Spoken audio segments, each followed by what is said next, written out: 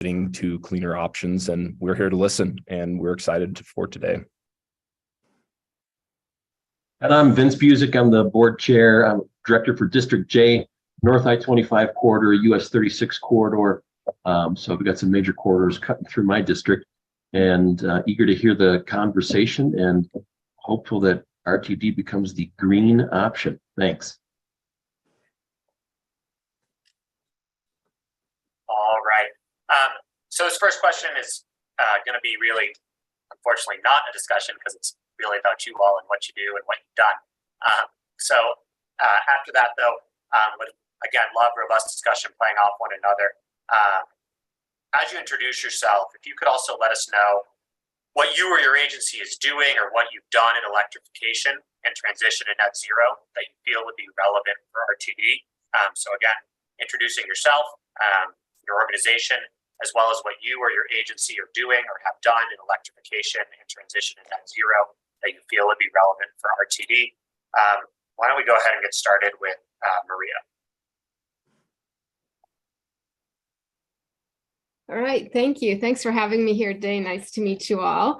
I think I've met Kate before. It's so nice to see you again, Kate.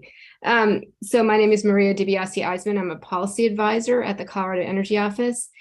I'm currently working on the Colorado Electric Vehicle Plan, which will be released in early 2023. And I also most recently ran our hydrogen roadmap. And my primary work recently is working on the Western Interstate Hydrogen Hub. I've been very involved in that 4-state effort. We just submitted our concept paper for that. So our agency has done quite a bit around transportation electrification. One of the agencies we work very closely with is CDOT. And so I'm not going to pretend to be an expert on everything that the state does. I would reference one of my colleagues, Michael King, as a good reference as well in some of these areas. But I'm going to run through, we've got a lot going on with electrification. I'm going to run through some of the key ones. Mentioning the Colorado EV plan, the plan that there was a 2018 plan and a 2020 plan. The 2023 plan is going to contain everything the state is doing around transportation electrification. And we'll have some additional goals, but we are standing up so many new projects at the state right now. It's going to be kind of a compendium of everything that's going on in the state to serve as a resource for everybody working or with an interest in the electrification of the transportation sector. We recently, last October, released a low carbon hydrogen roadmap.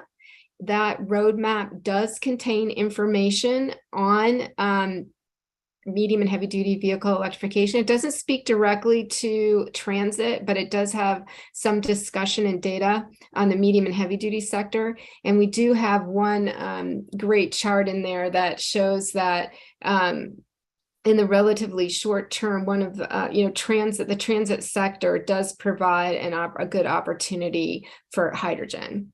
And hydrogen for the medium and heavy duty sector, our low carbon hydrogen roadmap showed that that actually hydrogen vehicles might outperform electric vehicles in the medium and heavy duty sector, and that is because they don't require battery electric vehicles in the heavier duty categories have a lot of onboard batteries. Those onboard batteries are heavy and they take up space. And where cargo, and that could be, I guess, people, are at a premium, then that could make the cost basis for a green hydrogen powered vehicle. That's in our low carbon hydrogen roadmap. And I mentioned the Western Interstate Hydrogen Hub. The states of Wyoming, New Mexico, Colorado, and Utah have signed an MOU to go after exclusively one of the hubs funded through the IIJA that the federal government put out. We did work together and submitted our concept paper just in the past couple of days. And we do have, it's only a concept paper at this phase, but part of our concept would be medium and heavy duty vehicle hydrogen vehicles. I'm so used to saying electrification. We also have the CEVC. We have what's called the Colorado Electric Vehicle Coalition. That is an organization that helps you keep up to date on everything the state and what's going on in Colorado around vehicle electrification. It has a transit subgroup. That subgroup is scoping an analysis on the feasibility of transitioning Mustang services to ZEVs in the future. You are all welcome to join that subgroup. You can contact me and I can add you to that. There was as part of a goal in our last electric vehicle plan, we called for a transit zero emission vehicle roadmap. And that identified strategies, policies, and funding levels necessary to achieve the state goal of 1,000 transit ZEVs on the road by 2030 and 100% ZEV transit fleet by 2050. So that transit zero emission vehicle roadmap has been completed. It was released in February of 22. We also have it was a strong foundation for the development of the new clean transit enterprise, which was finalized in May of 2022, and it will guide the investment of an estimated $13.4 million in zero emission transit projects over the coming decade. We also have a program out of our office called Charge Ahead Colorado. It funds charging stations, community charging stations, and fast charging stations, the DCFC. And then the Colorado Energy Office is currently developing a medium and heavy duty zero emission vehicle infrastructure program to address the needs of this market segment. This competitive offering will be structured similar to the Charge Ahead program, but will be specific to medium and heavy duty vehicles. It will have a focus on both depot and public charging, and it will offer funding based on technology and project scale. It will be strategically designed to incentivize and enable a structure and efficient transition to zero, medium, and heavy duty vehicles. And I'll stop at that. Awesome. Thanks, Bria. It sounds like there's a lot of great opportunities, especially as we represent the largest transit agency in Colorado. So it sounds like there's a lot of great opportunities for collaboration and partnership in the future. Yeah, and the Western Interstate Hydrogen Hub would be very interested in talking to RTD if they had any interest in being part of the hub. Wonderful. We'll definitely follow up with that. Thank you again. As folks try to be mindful of time, I know everyone has lots going on. Bart, why don't you let us know what's going on in New York? Yes, good afternoon, Bart Coppola. So I handle the zero emissions implementation in New York. Currently, we have 15 all-electric buses running around in the Manhattan duty cycle, articulated buses. We currently have a procurement of 60 buses with New Flyer, and we're looking by the end of the year to get another procurement of 470 buses, a mixture of articulated and 40-foot standards. We also have a grant with New York State. We're looking to be a successful grantee for a small hydrogen project up at one of the Bronx facilities. And in that case, the grant would be for 2 buses.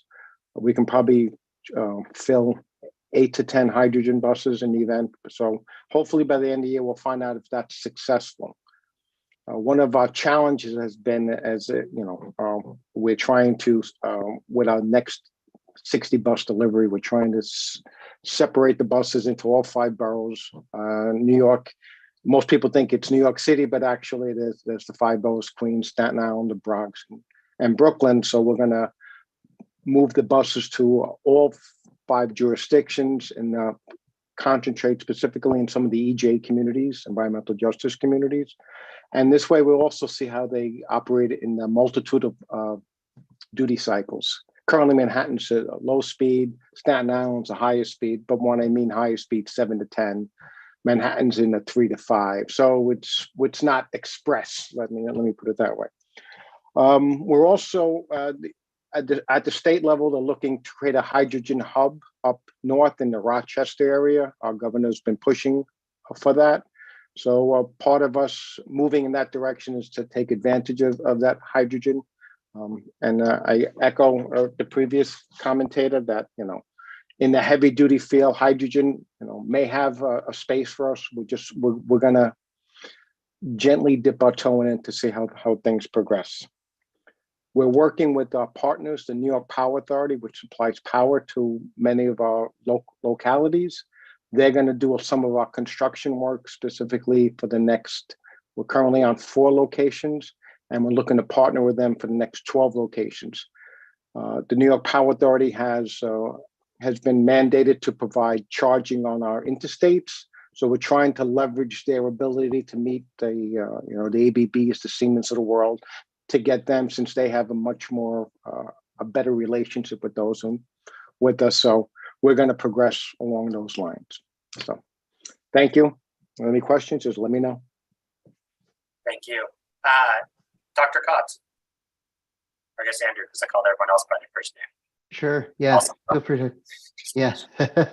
Feel free to call me Andrew. My name is Andrew Kotz. I'm a senior research engineer at the National Renewable Energy Lab. We're located out in Golden, and NREL is a fairly large entity in that they do a lot of different research. But our Center for Integrated Mobility Science really focuses on trying to understand how we improve the energy efficiency of the mobility system, and that includes both transit, all types of heavy-duty vehicles and light-duty vehicles, and last mile. My specific area is in heavy-duty energy efficiency and electrification, and so we work all over the country and around the world to help the communities understand what it takes to electrify and to help improve the energy efficiency. So whether that's hydrogen, going to low carbon fuels, or electrification, we try and understand what makes sense for different scenarios. And what our process is we'll work with different fleets to collect data, typically second by second data on their vehicles, and then develop vehicle models to understand what battery size and what charging is needed for this vehicle or operation, to really make sure that when you're operating these technologies, which may not exist yet, that they'll work. And so if we work with the manufacturers, OEMs, different universities to help bring together the sort of research capabilities to understand these problems. But the biggest thing that I see is working with the fleets, because a lot of times we see these pilot programs in California in environments where it's sunny and the climate's very not necessarily mild, but designed to be optimal for electric vehicles. And so understanding, especially the challenges in Colorado with the road grade and the cold weather, understanding the impact that has on zero emission vehicles is going to be key. And then identifying what vehicles are first movers. So I think that's, our area specifically, we work with buses. Drayage trucks has been another key focus. We have a study in the Port of New York and New Jersey. We had a transit bus study in Duluth, Minnesota, where, it was very, very cold, and they actually had to install diesel fire heaters on their buses because they were on their electric buses because they were not sufficient to heat the cabin. So a lot of different research areas, but we try and publish that information to help other folks make actionable insights. And we actually have a web page called Fleet DNA, which helps disseminate some of that information. So happy to discuss further if there's any follow-up questions on that as well. Great. Thanks, Andrew. And Chris.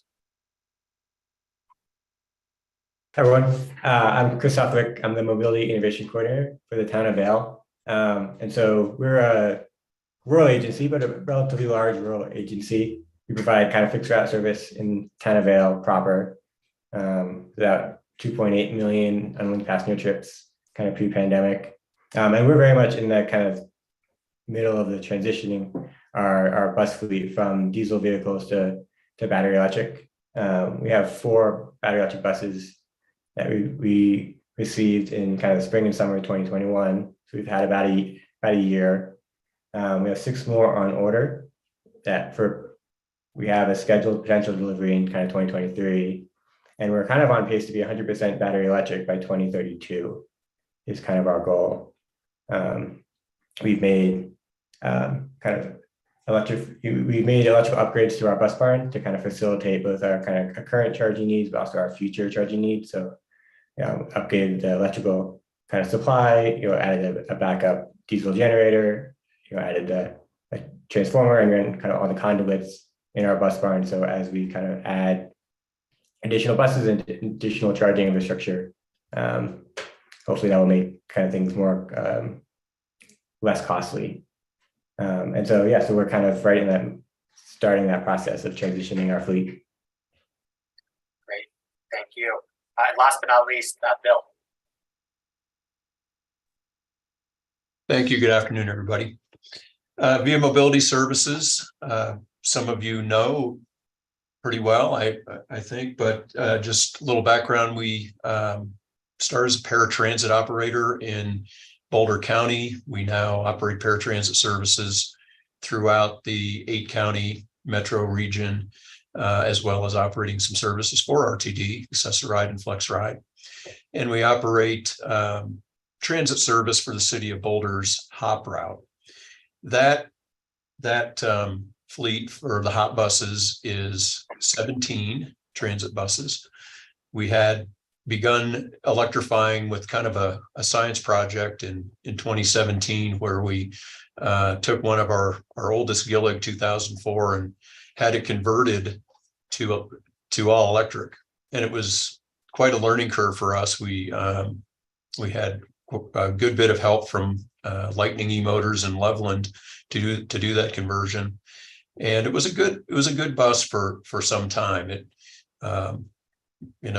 being the science project it was, we had different experiences with the batteries, and Lightning really worked with us to keep that bus out there on the road.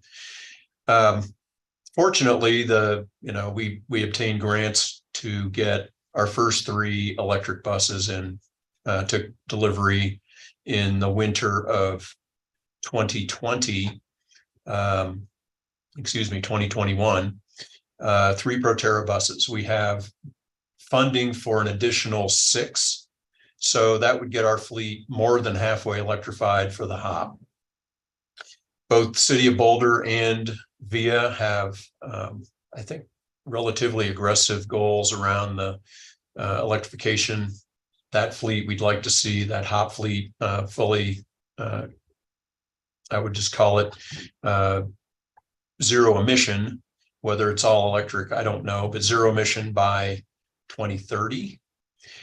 In addition to that fleet, however, we have about 120 other miscellaneous, largely cutaways, some vans, Ford Transits, and even some cars to operate our paratransit services. And we have again, I think a fairly aggressive goal there to electrify that fleet by 2035. Now, to date, we have no electric cutaways. We do have grants for 3, and we have applied for additional. So I expect us in the next year or so to have that fleet going. We have 5 charger stations between 50 and 125 kilowatts. Again, built for the transit fleet, but as we're looking into cutaways, we would be able to use at least the lower end of that, the 50 and 60 kilowatt chargers to charge those vehicles. This all takes place at our Boulder facility currently. Within our goals is to start putting chargers into a Denver facility over the next couple of years and begin to electrify that fleet. That would also give us some capabilities for some of the contracts that we also run to, as those vehicles electrify, operate others. So all, really looking to get zero emission.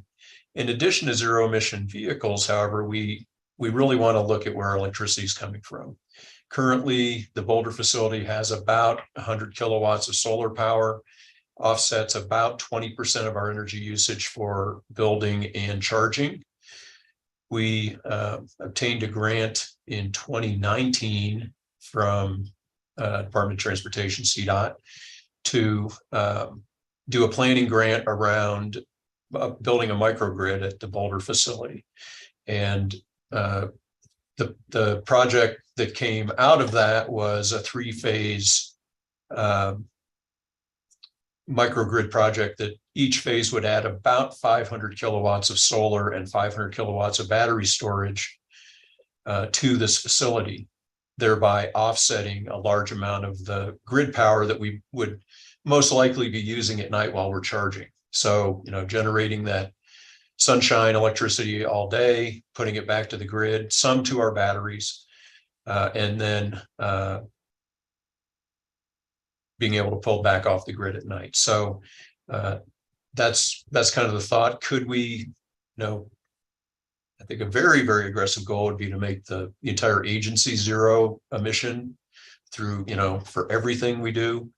Don't know if we could achieve that with that microgrid, but it gets us closer to that. And so that's kind of where we're looking in the future. And I know there's more questions about funding and other things. So I'll stop there. Great, Bill. Thank you so much. And yes, I do want to just make sure we're all speaking the same language. The policy the board is considering is both scope 1 and scope 2 emissions. Scope 1 emissions being those emissions that the agency directly emits through its vehicles, and otherwise, and scope 2 emissions being power that is procured to power the agency, whether that's in our buildings like on Blake Street, or which are primarily office buildings, or whether that's at our depots, or where our buses are being charged. I'm not going to run through folks in order, so please feel free to just come on mute, pop in, agree with each other, disagree, talk about your learning. So what issues would you recommend that we as RTD, address immediately?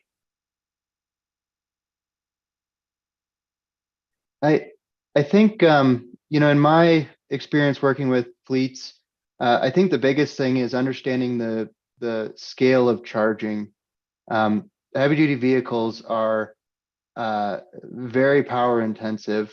When you're charging an electric bus, that's can be the equivalent of charging 8 Nissan Leafs, and some of these even higher scales of charging that are looking at being released are in the 1 to 3 megawatt per vehicle range. I know NREL is trying to understand some of that, and we're actually putting in a new facility up near Boulder to do 20 megawatt charging research. But that's going to be one of the key areas. So understanding long-term needs of what the transformers are, what that would look like. There's a lot of sort of tools that are available to reduce the power requirements, but that sort of peak power is one of the long-term things that I think should be addressed first, especially when okay, this is how many buses I have, this is how many light duty support vehicles I have. You can get an estimate of what the scale of that might look like. And then the typical pathways are finding some of the first vehicles to test, which you have already been doing, but then understanding where you go from there and what funding opportunities. And I know that's a very general, broad term, but I know that you've all been looking at that, but that's sort of what I've found in working with a bunch of different fleets. Yeah, and I would build off of what Andrew was saying. I think it's super important to work with your utility. And so for us, like Holy Cross is our local energy provider, so it's a rural co-op, and they've been really helpful, both in terms of the infrastructure, but also even kind of the programming and the rate structure we have. So we have a time of use rate for our buses, and so we can save significantly by charging outside of Holy Cross's peak period. So we do all of our charging outside of the 4 to 9 p.m. kind of peak period that Holy Cross has, and that saves us quite a bit every month on our energy costs. And then even Holy Cross has another program called the Pure program that we partner with that guarantees that the energy that we use comes from renewable sources. So Holy Cross is generally relatively clean grid. I think over 50% of their energy right now is currently coming from renewable sources, and they have a goal of being 100% renewable by 2030. But by participating in the Pure program, we can kind of get to that goal even quicker. And then also, looking at your kind of vehicle blocks and understanding kind of what the different use cases are throughout your system are going to be really important. You might have quite a bit of low-hanging fruit. I know we have, especially in our winter, we have a lot of split shifts. And so buses, they might be out for 8 or 10 hours a day, but they come back in the middle of the day for 3 or 4 hours. So we can charge during the midday, and that really extends their range. And depending on how you kind of structure your system, whether you do on-route charging or whether you do all depot charging, like we're kind of set up to do all depot charging, which makes sense, I think, for our circumstance, because our bus barn is really close to our kind of downtown Dale, where all the layovers occur and where all of our bus swapping occurs. So it's cheaper for us to do depot charging. But if we need to, potentially swap a bus out, it's important to kind of look at the vehicle blocks and understand kind of what that, what are going to be the different needs for different parts of the system. I have to agree with Andrew as well, and Chris about the charging. It doesn't take long for your building to run out of power, and then you got to add more transformers or more electricity, and RTD has been an early adopter and a leader in electric vehicles in the state, and I know has had challenges of its own with the electricity. Something we'd like to see, we do not have yet, and it is available, but I don't know how advanced it is software management of the energy and how it's doled out to the buses over the period of time you have and the amount of power you need to get into the buses over that period of time. And I think there's probably some improvement in the technology to come, but to me that sounds like being able to utilize as much as you can and try to keep that load from spiking and getting demand charges put upon you is got to be key going forward. With our small fleet, it's not even that we're seeing demand charges that we don't like, but as we get more and more electric vehicles, I really don't know how we're going to do it with the power we have and even the power we can get here. So that's a key one.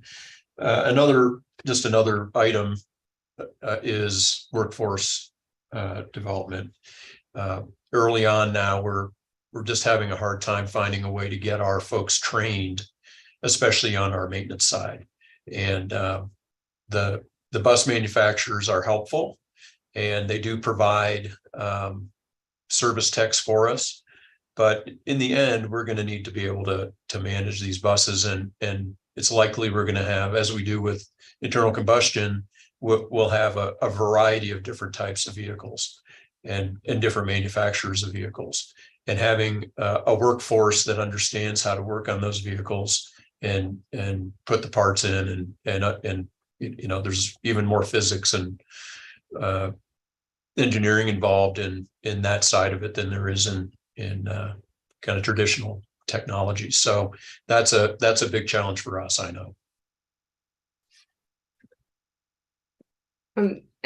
I would agree with everything everyone has said. I would add that in your planning, your transition plan, which guides your target setting, that you also look at the available funding opportunities and their timelines, and include that in your utility planning and your timeline planning, and reach out to the funding sources, check in with them if it's something you'd really like to incorporate into your planning to make sure you understand how much funding is there and if there's any limitations or timelines you need to consider.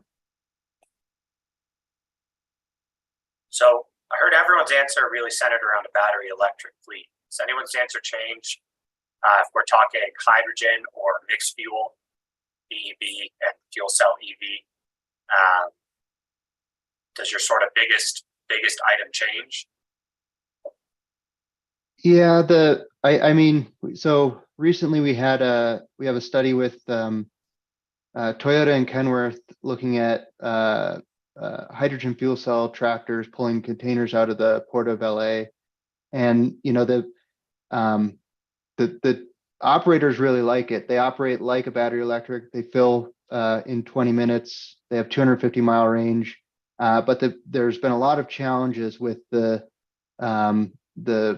fueling infrastructure and making sure that's reliable and consistent. And so I know it seems it can sometimes seem like it's, you know, just put it there and play, kind of like a conventional diesel fueling station. But I think there's still a lot of barriers that we need to look at.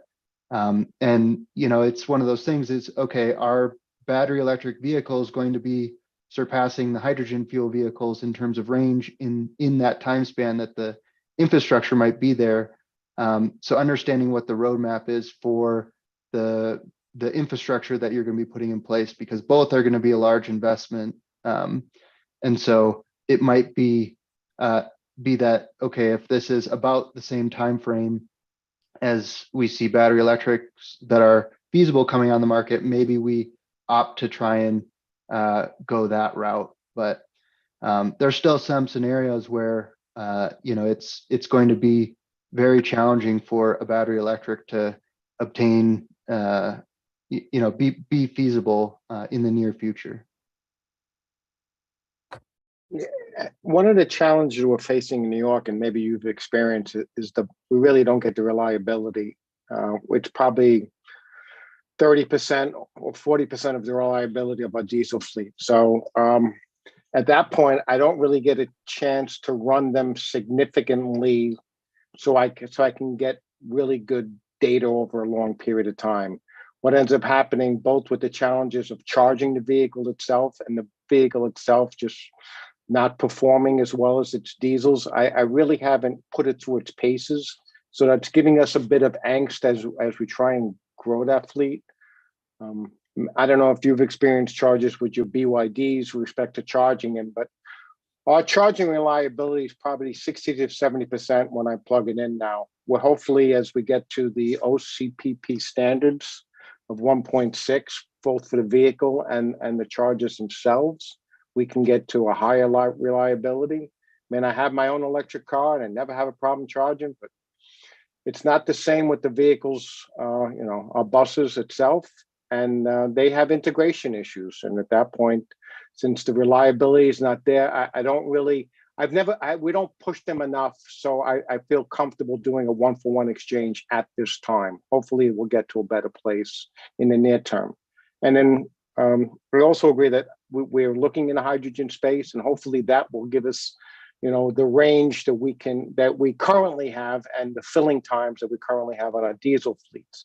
But in and of itself, you know, having a fuel cell has its own challenges.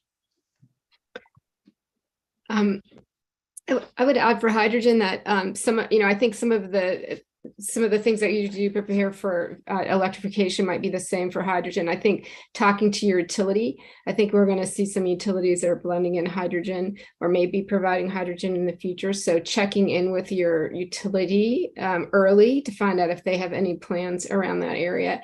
And then I would also suggest, if you do have a hub opportunity in your vicinity, you should have some early discussions with them. If that is something that you'd even consider, start early engaging with them to see what the opportunities are and what kind of support they could provide you. And also be aware of tax credits if you pay taxes, and incentives and grants that are coming out in their timelines. So you can include that all in your planning. Great. You know, hindsight's 2020. What would you do differently? You know, sitting where you are now, knowing what you know today, what would you do differently as you plan for your fleet transition?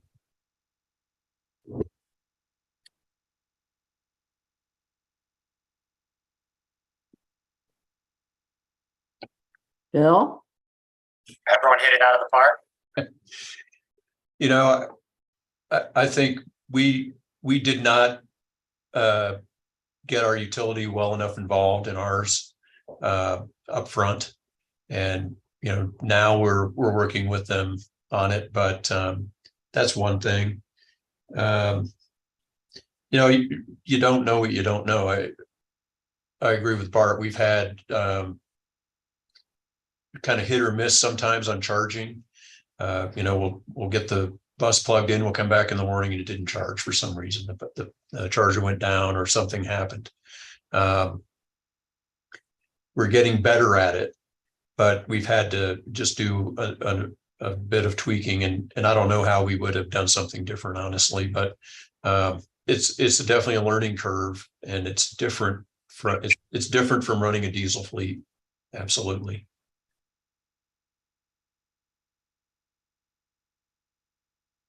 Chris?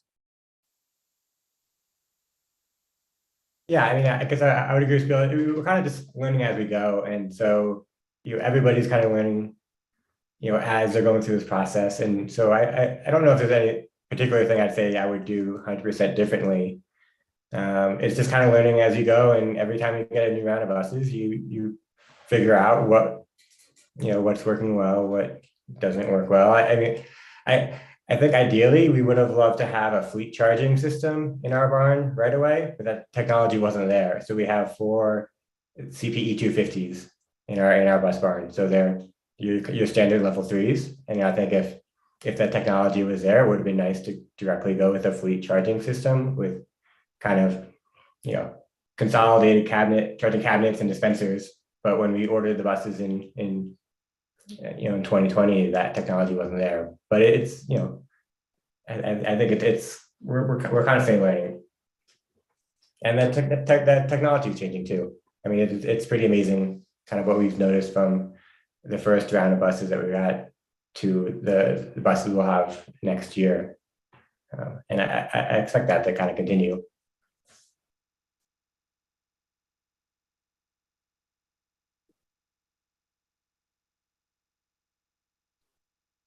All right. I think we've probably run through that second bullet, run the traps on that second bullet, unless there's other directors who have further follow-up. So what would you recommend to do immediately? What's worked? What would you do differently? What would you watch out for? I think panelists really did it. I think now as we sort of shift to the policy making side of the house, we are working with staff to try to set a target to achieve net zero or zero emissions. And I think for all of you, have you set a date? And if so, what do you think a reasonable date would be for RTD to transition?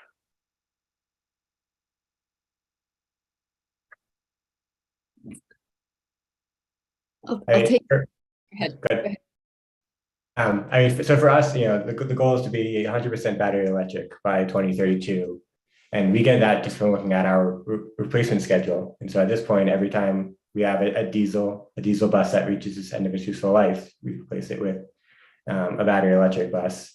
And so that puts us out to 2032. We're lucky in that our service area is not super big. So, our longest vehicle block is 330 miles.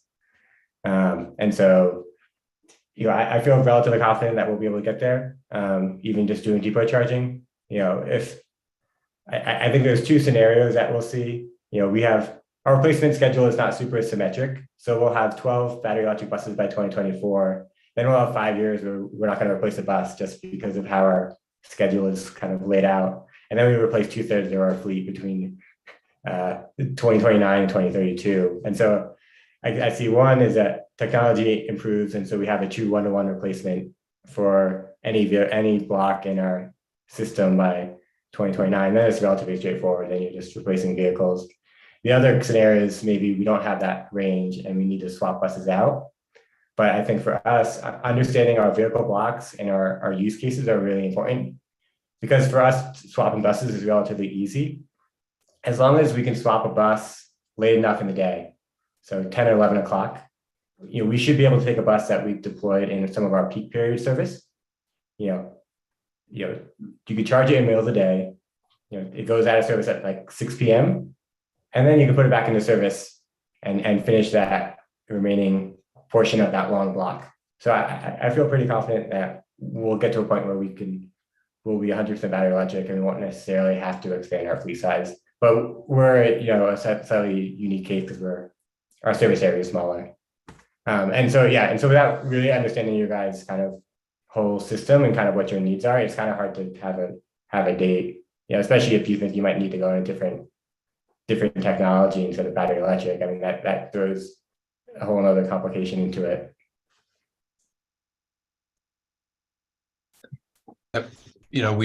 We do have that 2030 goal for our hop fleet, but we're only talking 17, what was 17 diesel buses that between what we have and what we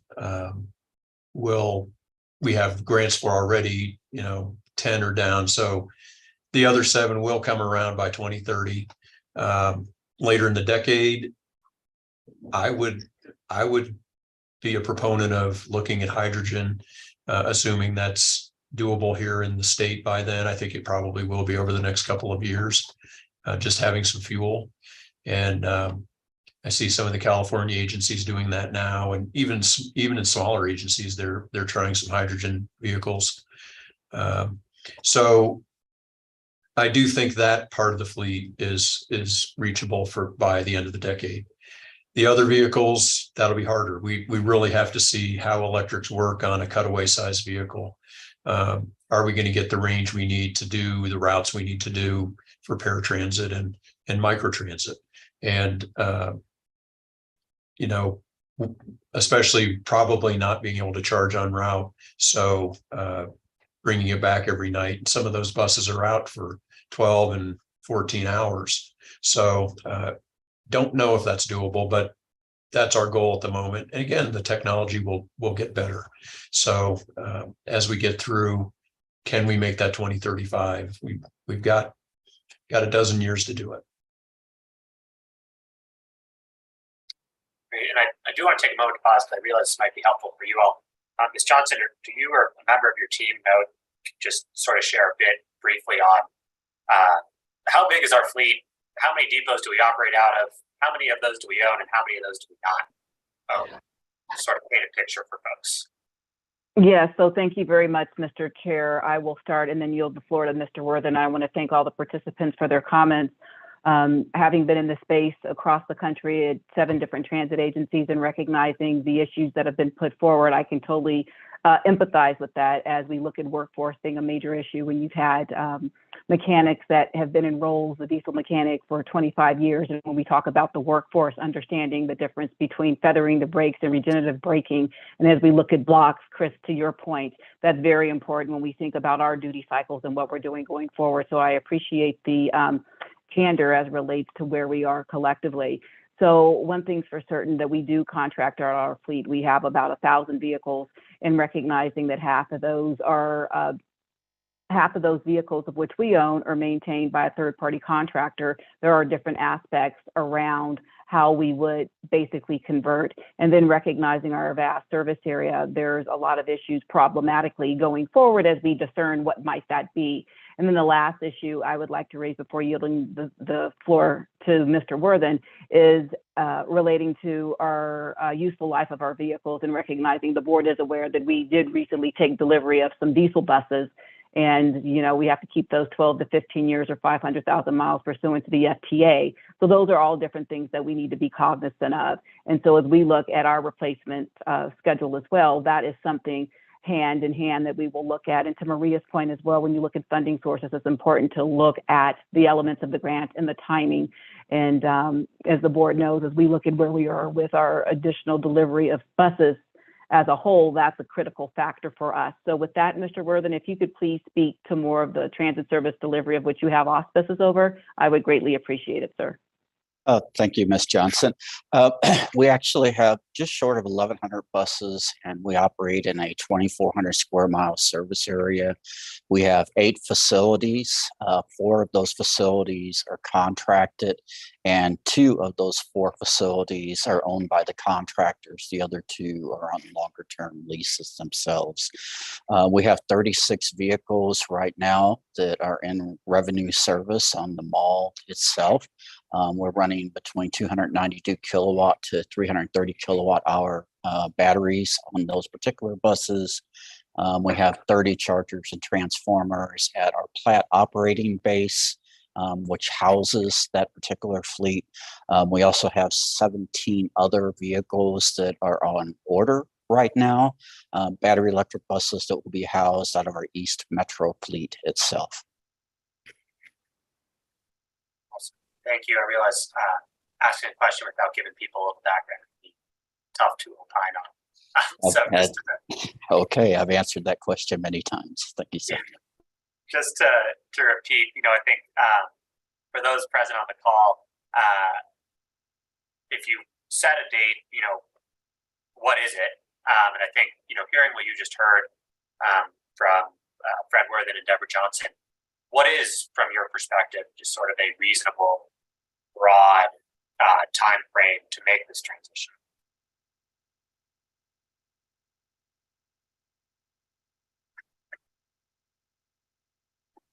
Well, Ms. Johnson had a good point in that, you really can't do it till all of your buses come around for, hit their useful lives and can be replaced. So that, that's kind of the soonest you could do it. And can you get there by then?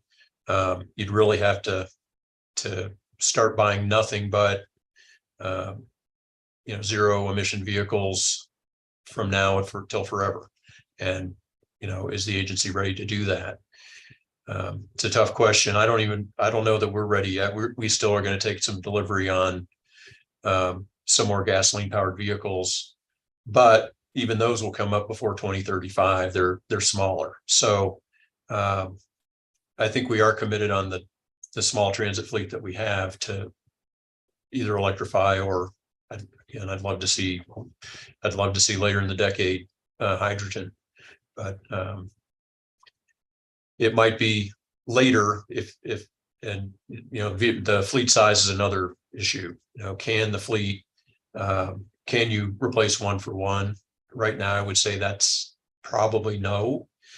And then will the EVs last the 12 plus years? Will the batteries last the 12 plus years? And I know we run diesels that are 15 and more years old. So, sometimes we just keep those buses longer. Will the EVs be able to do that? I think that's mostly unknown at this point. So long answer to it kind of pushes that date out farther and farther.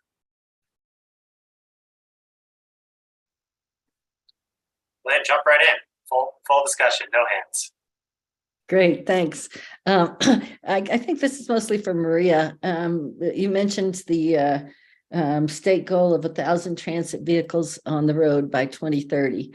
And I don't know, it makes me think, well, RTD's the big gorilla here, of course. Is there a plan to move to that? Is there an expectation? The conversations, what's the vision there if there is one? Yeah, and so I'm not, again, I mentioned Mike King from CDOT. He's the point on this, but they did develop a transit zero emission vehicle roadmap. Right. And that was to identify strategies, policies, and funding levels necessary to achieve that state goal. CDOT engaged with transit and local governments and utilities developing that roadmap. It has 37 identified actions, and it really informed that clean transit enterprise that will be funding some of this. So I would point to that document for kind of the articulation of how the state sees that rolling out. Okay, thanks. Andrew, so you pop on and off mute a few times. Did you have something you wanted to add? Well, yeah, I mean, I don't know if there's a specific date that should necessarily be targeted, other than trying to do it obviously as fast as possible, but within the means. The biggest thing that our fleet, and we don't have a fleet of transit buses, we have a mixed fleet of vehicles that are used to support our campus. We have the executive order to be, to transition all the GSA owned vehicles to zero emission vehicles, but at present it's a challenge for us to get electric vehicles. And it's one of those things where I think that there are some residual impacts of COVID that have helped exacerbate some of the supply stream issues. So I think that should be something to consider. I think that it's one of those things where we have an added level of okay, we can only purchase things off of the GSA schedule, so that adds some extra certifications on that part. But yeah, I mean, there's probably some low-hanging fruit for vehicles that don't go as far that could be electrified right now, but then there are some like the 310-mile route, Chris, that I think that you mentioned. That sounds like it's at the edge of technological limits. And then there's been a lot of talk of Bill, you mentioned the battery degradation over time. Typically if you're charging about once a day, 2,500 cycles is kind of a ballpark estimate that I've seen in some of the literature, saying that's when you'll have about 80% battery life left, and that would happen at about 8 years. And a lot of the federal regulations are that you need to replace batteries or replace buses every 12 years. So understanding that impact, I know that there are companies like Proterra. I don't know about New Flyer, but there's they have battery leasing options that allow you to basically replace that battery at year 8 so you can continue your service without degradation. And then the hope is that battery then gets used in a sort of second life scenario where it's being used for grid services or other types of low energy density but high power use cases. So that's why I was struggling with your question about when a specific date is, because I think that understanding the duty cycle is very important when making that decision. So here at New York, we have a 2040. That's where our goal is to be zero emissions. We've publicly stated that beginning in 2028, everything is supposed to be zero emissions. I mean, I echo everyone else, understanding that as technology gets there, we'll move along, but that's our goal. We do have a couple of diesel procurements out there now. And although we have a 12-year replacement life, I think over my lifetime at the agency, 30 plus years, I think we've had 12 to 15 buses that we actually replaced in the 12-year cycle. Significantly, we run them longer. There's a need for it. New deliveries don't come in. So for that point, we're also, I guess the concern here is, and I echo it with many of you, is to get your electric supplier in there. Even if you're looking at the hydrogen space, if you have a hydrogen hub close by, that's great. If not, to create it on property requires a significant number of energy, significant amount of energy. So you're going to have to work with your utility sooner or later, rather getting them on board. And the city itself, New York, they've also started to ban natural gas for heating at some of our newer buildings. I don't remember when that's going to go into effect. So our utility is looking at electric heating from many of our buildings. So that's another draw on the grid at the same time we're trying to draw when we do our overnight charging.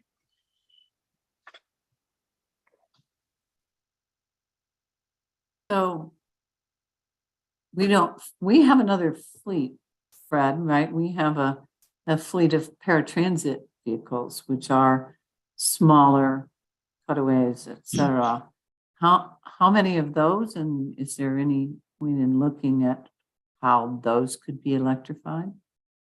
Let me get the numbers for you on that. We do have several hundred of them. I think I have the numbers in my several hundred backpack. is good. I don't want to know exactly. Part of the challenge that we have with the paratransit side of the house is two things. One is the vehicle availability is of course one thing, but the other component is those are 100% contractor facilities.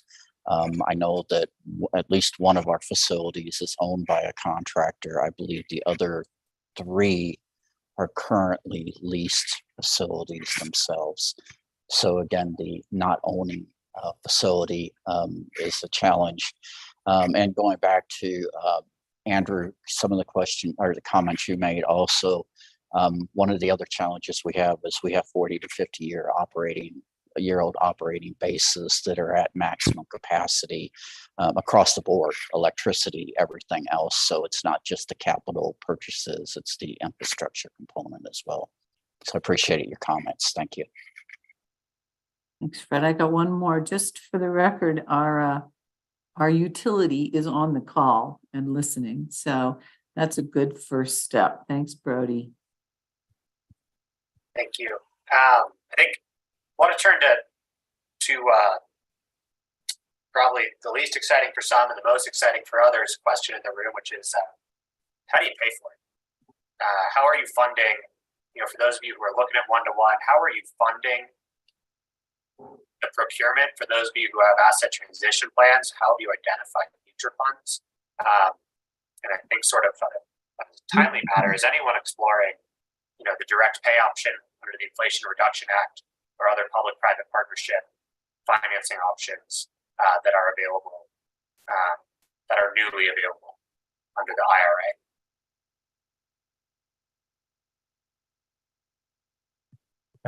So we've used a whole range of whether it's local, state, or federal funds, and it's just been really aggressive in applying for grant funding when it comes available.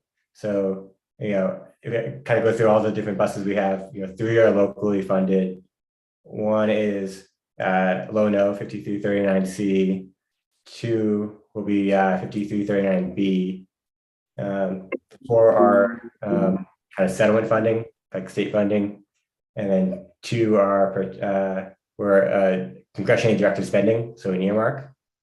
And so really it was, we knew we had X number of buses were going to replace in 2023. It was a NOFO for grant funding, and we applied. I mean, granted, these are a lot smaller numbers, and we have 33 buses in our fleet, so you're asking for funding for 1 or 2 buses at a time compared to 50. So I imagine on a large urban agency, it's a different story. But for us, it's just been being aware of the different funding sources out there, and then just applying when there are NOFOs available. VIA's model is very similar. We need to get grant funding for our vehicles, and at least most of the grants are 80%. Sometimes on the electric vehicles we'll get up to 90% funding. Same, we've got 5339, a couple of chapters there. We've gotten faster funding. We've gotten VW settlement money. We'd be looking forward in the future to the Clean Transit Enterprise. Though as the state starts electrifying, that money will go quickly. The model with the VW settlement was an interesting model where the CDOT or the federal funding was for the kind of the base vehicle. What would it cost to buy a gasoline or diesel vehicle? And then the settlement money made up the difference to make it electric. And while that money lasted, that was a good way to get into this, to start electrifying. Is, we got the first half of the money because rule of thumb is these vehicles are twice as expensive. So maybe the Clean Transit Enterprise will end up being that type of funding again, and we'll still have federal funding for kind of the base amount. But I don't know how it'll turn out. And Chris's point was excellent. You all have a much larger fleet to replace. It's easier for us to get 2-3 buses at a time than looking for 50 or 100. And still not easy.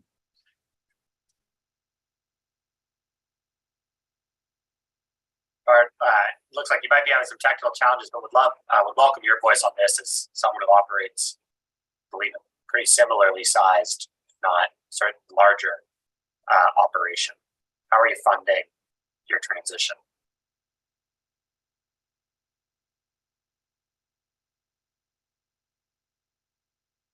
You're talking to Bart? Yeah. I don't know if, I didn't hear that name called, so I don't know.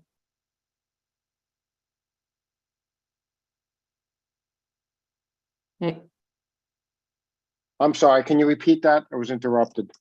No worries. We had just heard fleet size is a big issue, and you all operate, or I guess, a bigger fleet than we do. How are you funding your transition, and how are you planning for funding your transition, knowing you have a mandate coming up in 18 years to fully be there? So currently on our capital plan, we have a 20-year needs, and we project funding for the next 4 capital programs. So in that case, we projected the delta from what we had initially indicated for our diesel or hybrid fleets on it. So we're putting that into our capital and our capital needs for the next 20 years. So currently we're in the 20 to 24. We anticipate, depending on the funding, for 1,000 buses in the 25 to 29 range. And then from that point, all the vehicle replacements are considered to be zero emissions. We've probably added another $350,000 to $400,000 to each of our previous diesel purchase dollars. To kind of project it, and also look to significantly add money to the infrastructure. So that's what our capital plan looks like. Now, although we go out for capital plans, each capital plan in and of itself gets approved.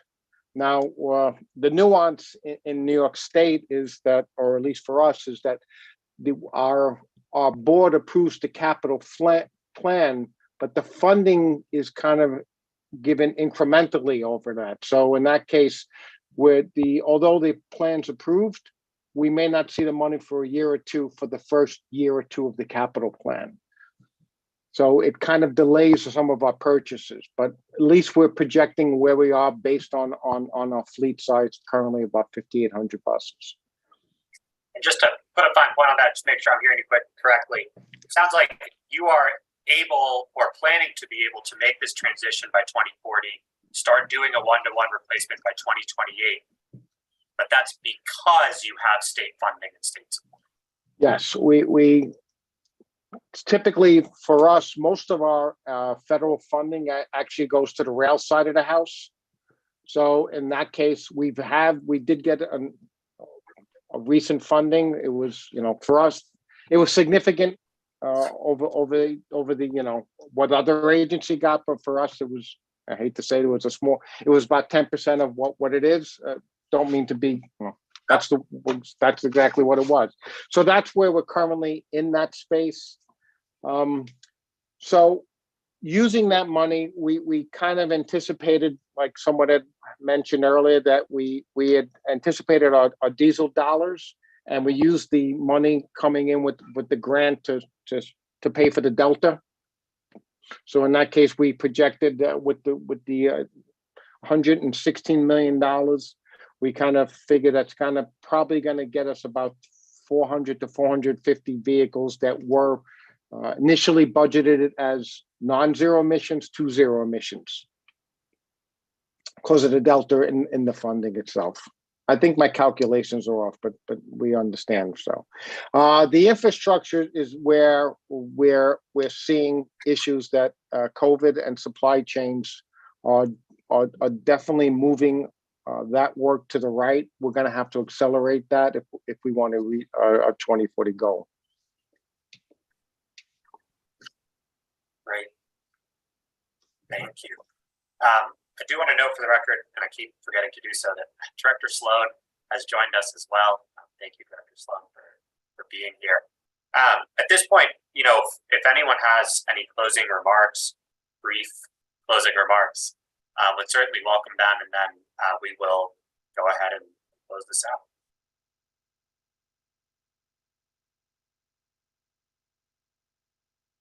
Yeah, Fred, go ahead.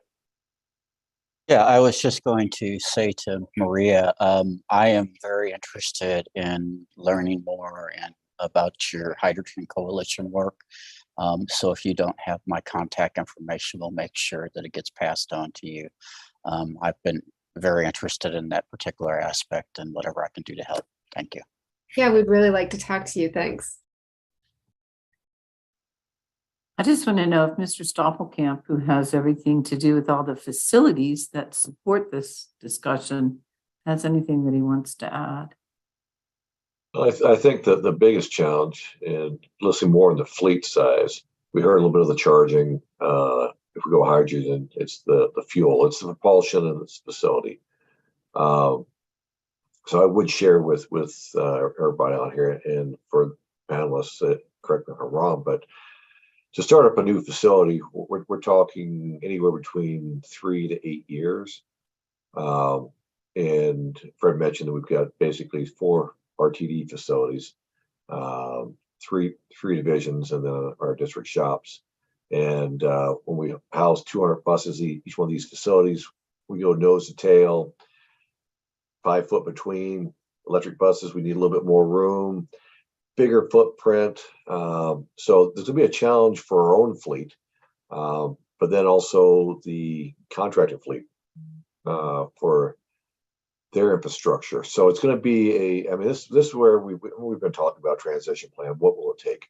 And we really need to incorporate it as a system. And I think if the board members have heard me talk about this before, we're looking at a system. We're not looking at buying buses. The buses may be the easy part. It's the entire system, the blocks, the duration, the mechanics, the operators, and where do we house everything? And which community wants them? And do we do multiple facilities over the 2,400 square miles? So, I mean, I really enjoyed listening to the individuals and a lot of concerns and a lot of statements they've made. Fred and I have been talking with over the last several months, trying to get a better understanding. But you know, we do have 36 buses in the Platte facility. We've lucked out. It has worked, but the grid, we're right on the end of the grid, but Excel has expanded down there, which has really helped us out. Now we turn that into the 36 to 200 buses. That's an awful lot of power draw to pull into a facility. So those are my concerns, and I think the board has heard it before, and I do appreciate Director Williams for asking the question. If I can interject, I know Danny Ilioio is on the call. It's fine if we get some background on how he is, when he was at Washington, how he grew to get like to start the zero emissions from ground one, because I think they were looking to create a facility. Danny, if you don't mind. I don't know that he can speak if he's in the Okay. participants part of the call. All right, my apologies. Thank you. Oh, no, I think, is there Maybe- staff, is there a way to unmute? There you go. Danny, He can got unmute- elevated. He can speak now. Yeah, I think I'm Speak now. unmuted now. Go ahead, All right, Danny. can you folks hear me? Yeah. Awesome. Thank you, Bart. Thanks all. So I was at 4 years at King County Metro in Seattle. Before that, 16 and a half years at New York City Transit. Did quite a bit of work in this space. Just wanted to throw some numbers at you. $500,000 per bus for infrastructure, $500,000 per bus as an add-on cost in terms of budgeting. These numbers were based on some work that I've done with economists at both agencies. It's important because initially you can use low-no grants and other kind of funding methods, so you can do some pilot programs. But in terms of organizational transition plan, so you can be 100% zero emissions and then follow up and keep operating these vehicles, you'd probably want to bump up your budget by about $1 million per bus in today's money. I'm going to pause here if you have any questions. Danny, can you give us some contact information for you? So if we wanted to follow up after this?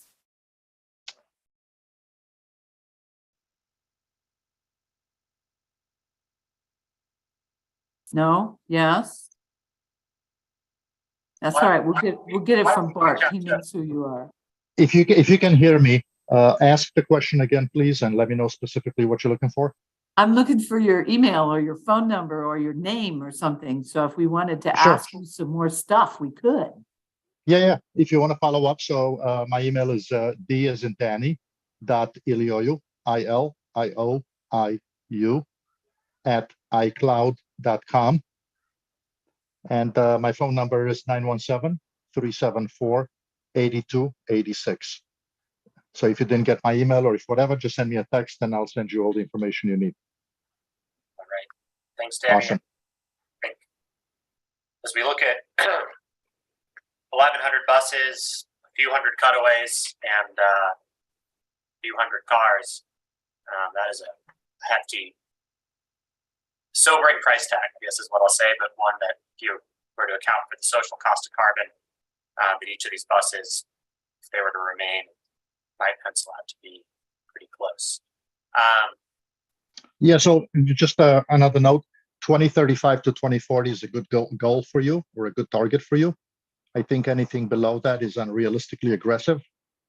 And primarily because all of the work that we did at King County Metro, but also New York City Transit, if you're thinking about bus infrastructure, 5 years to convert a depot or a bus garage or a bus base, 2 years to purchase buses. Those are very realistic numbers.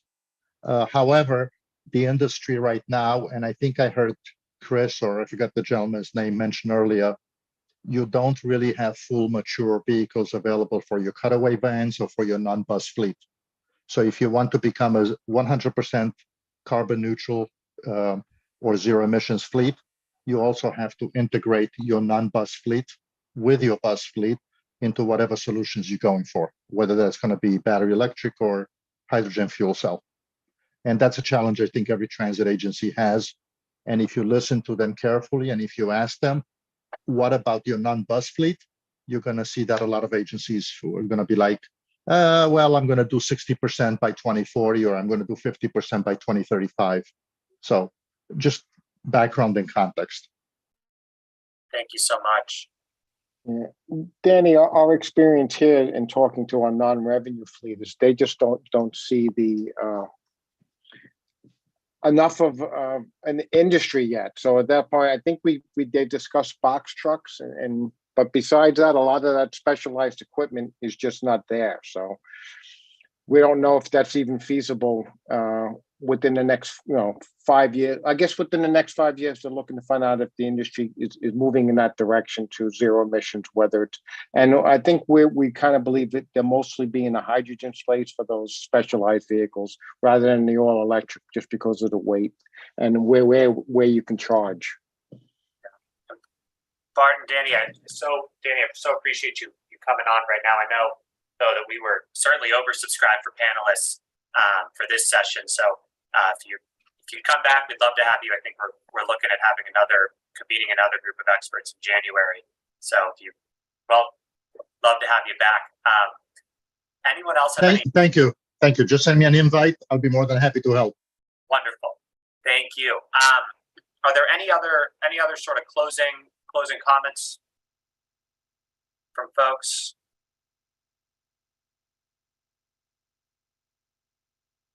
Directors, staff? This is great. I was just going to say, sorry, I've been a little quiet. I just wanted to thank all our guests and our panelists for taking the time. It's been very beneficial. And I also wanted to thank the staff who organized this, of course, and then Ms. Johnson and her team and all of her senior leadership team members for being here, and looking forward to the next one, which again is public, which anyone can listen and attend. So thank you. Same. I was going to say the same thing. This is a great start to a discussion that we need to have in our agency to get things moving. And I really, really appreciate you guys all being here. Thanks. All right. Well, with that, I certainly echo everyone's comments. Thank you all so much for taking the time to be here with us this afternoon, to share your advice, to share your wisdom. If committee members, I know we said 4:30, committee members and any of the staff want to hang out too as well once our experts leave us. Please feel free to do so. I know we have a little bit of tidying up to do before this goes before executive committee on Thursday. So as a reminder, thank you all again so much for being here. Thank you for your time. Please go out and vote. If you are in the Denver metro area, RTD is free today. In order to vote, please, you can drop your ballot or vote in person. This committee will be bringing in recommended action before the executive committee on November 10th, 2022 at 12 p.m. Public comment is available at RTD's standing meetings, which includes the executive committee, and a policy will come before the full board on November 15th, 2022.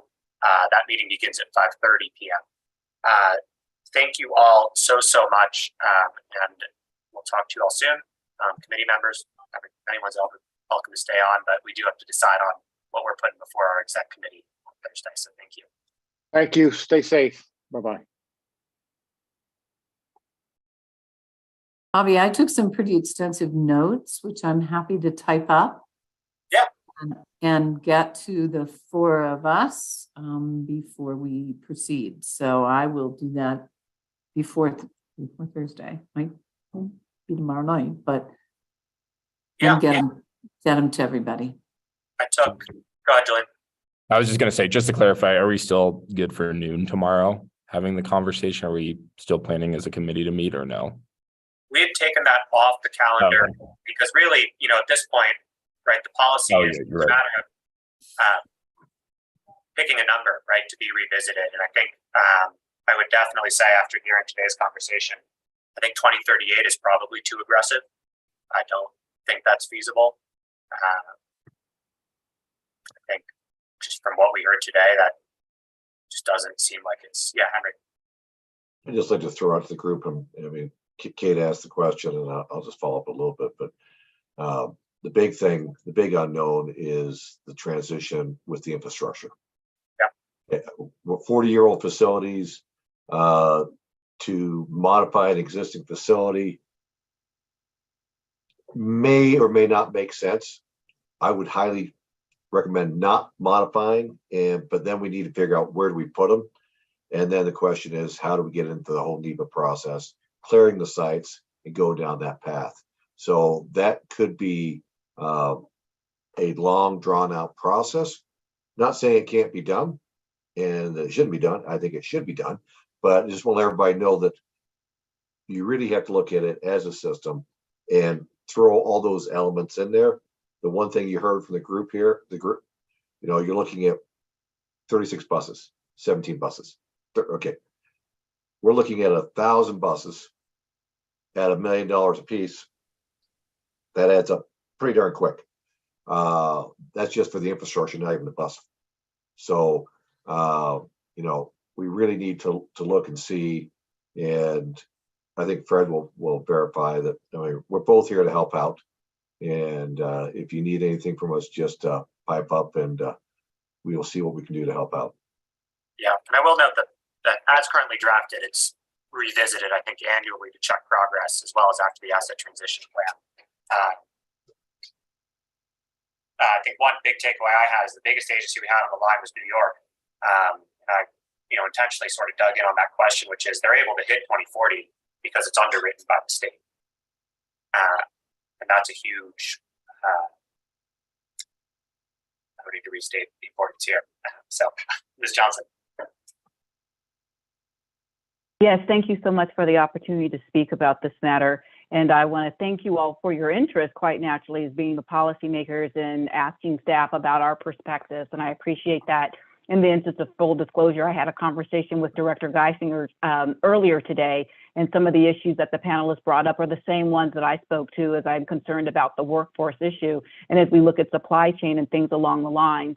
And then more specifically, just talking about a transition plan, and I'm just qualifying is that in and of itself, because when we talk about the due diligence we need to do relative to actually doing a solicitation to have an understanding about route modeling, and that's what our panelist from Vail was speaking to as it relates to how we currently do run cutting and things of the like. Those are very important factors, but the one piece as we talk about where we are and Henry touched upon this, that's why I decided to raise my hand, is like we first have to start with that roadmap in reference to what the transition plan and look at the entire complement of what is available as it relates to zero emissions, and then discern what it is that we need for a facility. Because in and of itself, while we have this transitional plan and whatever consultant we select and say they're working with the University of West Virginia, the University of Texas, or the University of California, Davis, it doesn't matter which one, but we have to understand what our model might look like in reference to service planning, and then ensuring that we have the appropriate facilities. And that's where the time will take. So I really appreciate Henry's comments about it being a system and recognizing that, yeah, it is about $1 million per bus, and recognizing where we are with our facilities and that investment that needs to be made in the infrastructure. If we procure these buses and we don't have any place to put them, then they're for naught, recognizing the warranty and all the other aspects. And especially when we look at other agencies across the country, recognizing that in some areas, folks that do have goals that were set in 2040, they've been working on this since 2012. And so as we go forward, we have to be intentional. And I agree, we can set, as long as we all have an understanding that we have to be nimble and flexible, because there's so many external factors in reference to Buy America standards, in reference to, you know, the chassis and getting the bus certified through the Federal Transit Administration, what we know is to be Altoona testing, because it happens in Altoona, Pennsylvania. There's a myriad of different issues of which we have to be cognizant of that have residual impacts of the overarching delivery. It's not just the bus itself, it's the other components of that. So just wanted to state that for the record, so you all had the opportunity to hear what I shared with Director Geisinger, recognizing what Henry said. We support this. However, in our spaces, we have to be sure that we understand the practicalities of the implementation going forward, because some of these aspects are beyond our control holistically. So thank you very much, Mr. Chair, for the opportunity to state that for the record. Thank you. I have Director Bouquet next. Yeah, thank you. I think, again, I'm looking at the proposed language that would be going for the executive committee on Thursday. And I think after this, I just would caution ultimately when it comes down to, and this is what I'm, hearing from a lot of folks, is when it comes down to setting that date, when ultimately, again, the reevaluation, it's not the procurement of the vehicles, it's the system itself, and that's what we heard time and time over again. So I don't want to repeat it too much, but I guess my biggest caution would be ultimately setting up a date with saying, we want to be zero emissions at, even 2050, 2040, 2050, that would just be my caution to having that as specific language, compared to, we obviously, don't want to speak for everyone, but there's obviously a need and there's a desire for us to lower our emissions. Can we put it into language where that's where we're at right now? And can we reevaluate later on? I know it's in the language right now of the proposed action that we would reevaluate this on an annual basis. Can we start it off with the goal of just lowering emissions, putting it wide enough so that we're not putting our senior leadership team in a hard situation where, again, it just seems like a lot of questions right now compared to what we heard overall with the panels. Again, like Ms. Johnson said, these are plans for 2040 that have been put in place much earlier than what we're discussing right now. That would just be my big thing is, are we constricting it too much by putting a date in the language? So thank you. Yeah, I hear that. And I think I'm sort of leaning more towards something in the 2045 range, but I also want to push back. The reason why everyone's putting out zero emission policies is to help prevent global warming by more than 1.5 degrees Celsius. And the scientific community has said you need to have a 50% reduction of 2005 baseline level by 2030. So as a committee, we decided that was going to be too aggressive. We stripped that out of our policy. And so while I hear you, absolutely, we don't want to put ourselves in a tough spot. I also think, and I know we've seen this already under Ms. Johnson's leadership, that we have to rethink the way that we do things, because the reality is we can't afford to wait, right? Because otherwise there's no real purpose in putting together a policy if we're not going to commit to lead and to being strong there. And as opposed to, one of the biggest comments I know we all hear is, well, what's a good thing to do? And here's a real opportunity to say, look, we set the goal. We called on our partners. We went and reached out to folks. And if we don't hit, I don't think that's just on RTD. I think it's a reality is that it's on the community. We all really need to work together to get there. Lynn. Thanks. Thanks. Yeah, no, I had a good conversation. Sounds like I'm getting hoarse. A conversation with Deborah today, and this was helpful. I guess I'm thinking about the state's goals, and that those kind of, to me, are an outer parameter. 2050 for 100% transit, zero emission transit fleet. 2040 for total renewables, which is mostly the grid, but something that can guide us certainly as we're building facilities and adding renewables. And the 1,000 transit vehicles on the road by 2030.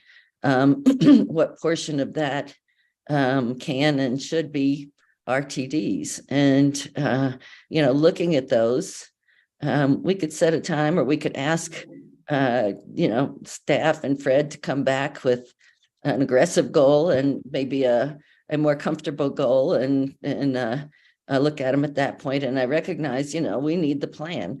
And that, I think, is something that I know, Deborah, when we talked today, you said it could be an 18-month thing. It feels like we're missing money with that process. And so, for the board to fund that at a higher level to make it move quicker would seem like an appropriate policy step for us. So those are some of my thoughts. Yeah, Ms. Johnson. Yes, thank you so much, Mr. Chair, and thank you so much, Director Geisinger. Just to provide some context, when we talk about missing money, I want to be clear, as we talk about the bipartisan infrastructure law, what Director Geisinger is referencing is the low or zero emission discretionary grant funding opportunity, because we need to have a transition plan. However, there's still money available as we look at, bus and bus facilities, which is another program as well that's afforded to transit agencies for discretionary funding. And more so, their state programs, as we've seen throughout a myriad of different states. For instance, in California, they have the low carbon operators program where they use cap and trade dollars to fund. So there's a myriad of money. However, what I want to be clear on when I talked about 18 months, I'm talking about a solicitation, because regardless of the fact we need a transition plan, and even if we put more money for the transition plan, that would not necessarily dictate that would be done in a more expeditious fashion. So I support everything that Director Geisinger said, but I thought it was important that I clarified and provided context around that transition plan. So thank you very much for the opportunity to explain. Director Cook. Thank you. Thanks for putting on this session today. It was really interesting. I just wanted to voice agreement with the idea that rather than the board or the committee even picking a number and setting that goal, seems to me that the better way would be for the staff to set that. But I think we need to commit to setting a goal. We need to actually say, we're going to do this transition.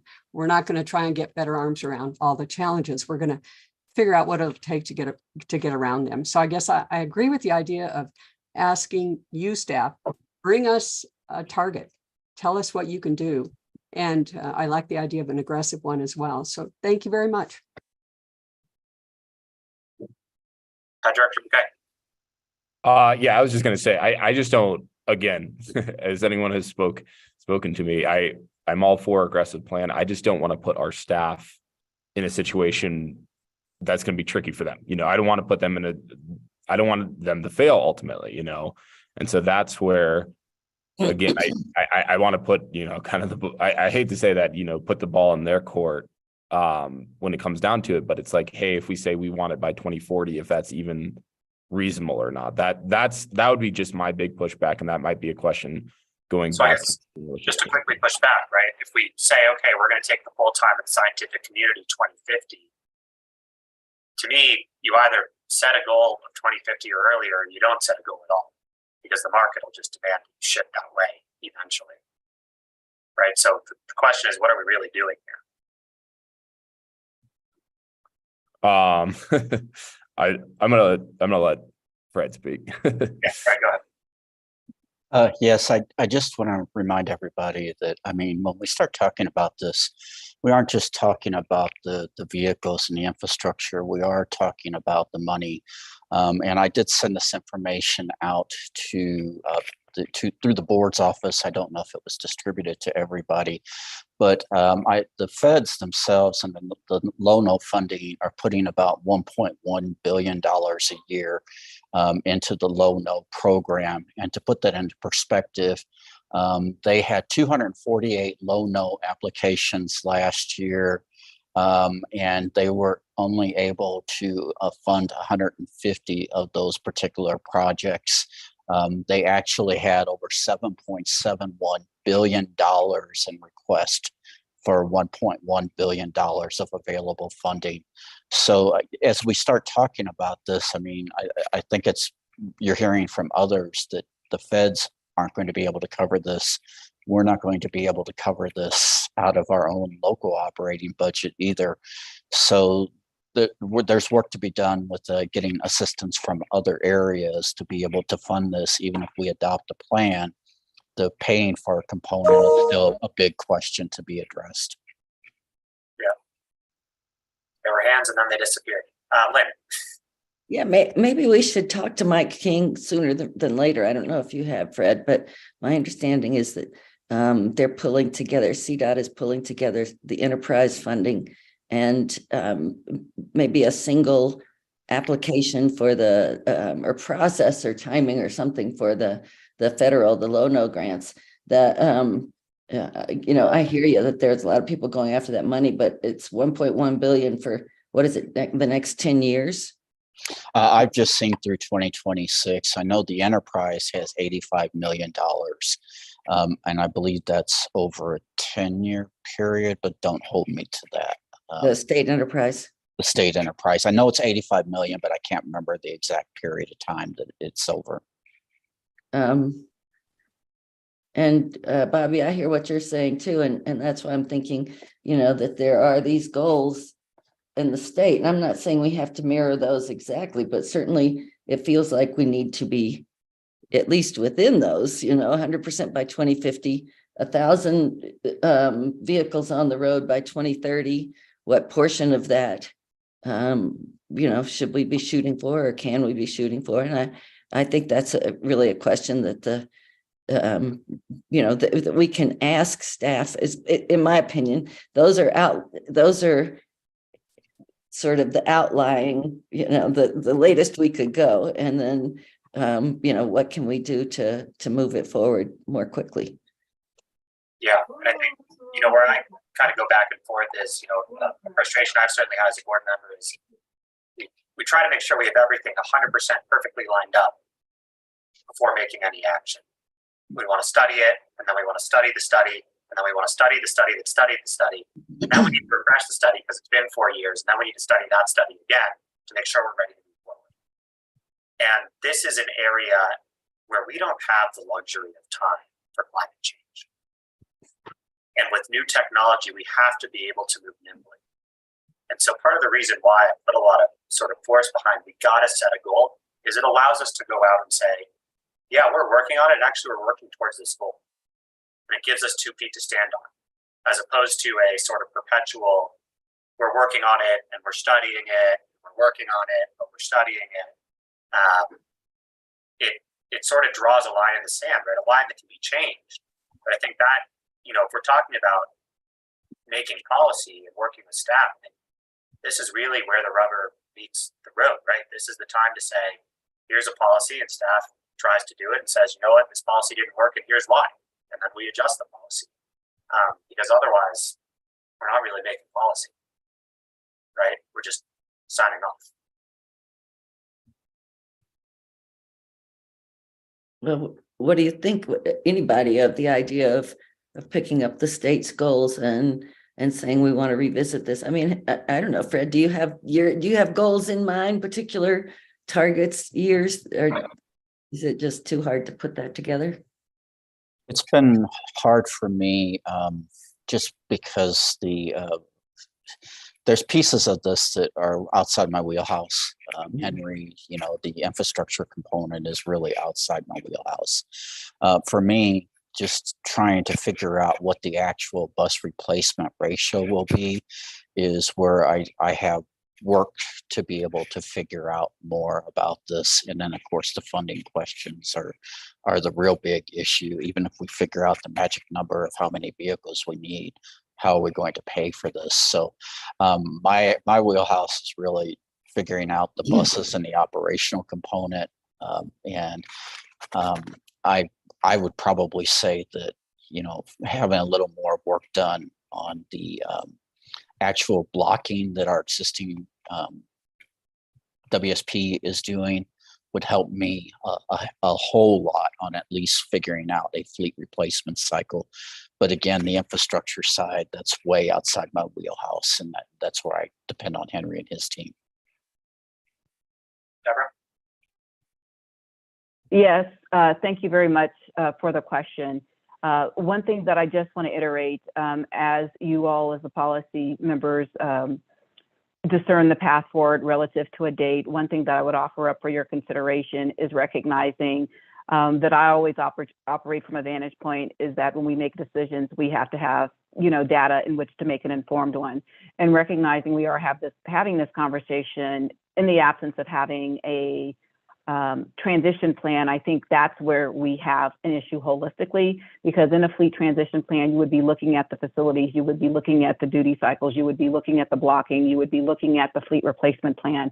And so right now, the questions that are being posed are basically just with staff holistically leveraging experience, which we may be bringing from different areas, rooted in conjecture and speculation. So while I keep harping on the transition plan being paramount, I am firmly grounded in that. So, and I do recognize, Director Deschelle, you're spot on. The climate change is important and we have to act. And so if it is the board's intention of saying, okay, let's in fact have a target, then I support you all doing that with a caveat that when we get a full-fledged transition plan, that this needs to be revisited, because right now we don't know what we don't know, and there has not been an investment here at this agency as relates to maintaining our assets, specifically our bus facilities, in a state of good repair.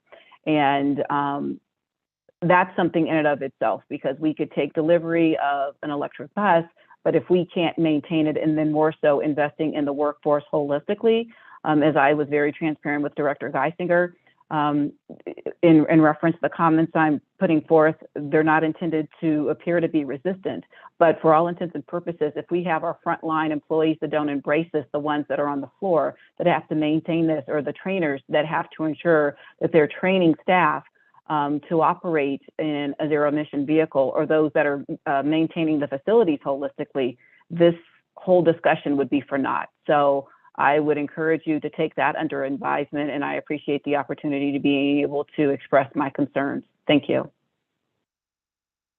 Yeah, Henry? Yes, since Fred threw it my way, I'd like to just throw a couple of things out there. Just give you an order of magnitude. I mean, fast tracks back in 2004, umpteen corridors, and then that was a $4.6 billion project. Multiple years put into it. This is a $2 billion plus endeavor. And it's also not everything that we have control of. We've got contractors out there that they have to do their facilities. We have to do our facilities. The blocking gets back down to where are our facilities? Are we going to go from mega facilities like Platte in East Metro, or are we going to go down to 50, 100 bus facilities scattered throughout? Now, the reason I'm throwing that out there is this is where our partners, the communities, are going to have to come in. We're going to have to find property, and we're going to have to buy the buses and build the infrastructure, or build the infrastructure and buy the buses, either way. But it's going to be scattered throughout Denver. That's something that most communities aren't familiar with, comfortable with. It doesn't bring in revenue for tax or anything else.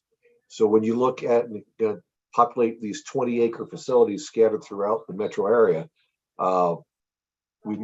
we need to get our partners and everybody else involved with it. So it's not as simple as saying, okay, I need 10 bus facilities, 20 acres scattered throughout, boom, boom, boom, boom. We also need to site it and get agreement with the communities, the neighbors, and everything else. So this is really it's going to have to be a community outreach and community investment in protecting planet Earth. And so I'm just throwing that out there. If we own the property and we're allowed to do what we want to do, that speeds up the process. But you throw all that in there, and what I think Deborah's mentioning, and I've said too on that transition plan, it's a transition plan for each step of the way. So what we're doing is creating the roadmap to get to where we need to be, and all the key elements. It's kind of like we're doing on the Northwest Railroad. Identify all the risk associated to RTD and the community, figure out how to mitigate the risk, and put a number to it, and then build a schedule. And that's what we had to do. So it's a huge exercise, but it's an exercise we should do as a entity and as a community. So you've got my support, my team support, but I just want everybody to realize it just ties into so many different things. Yeah, and I so appreciate that. I want to sort of get down to brass tacks and hopefully get out of here by 5 p.m.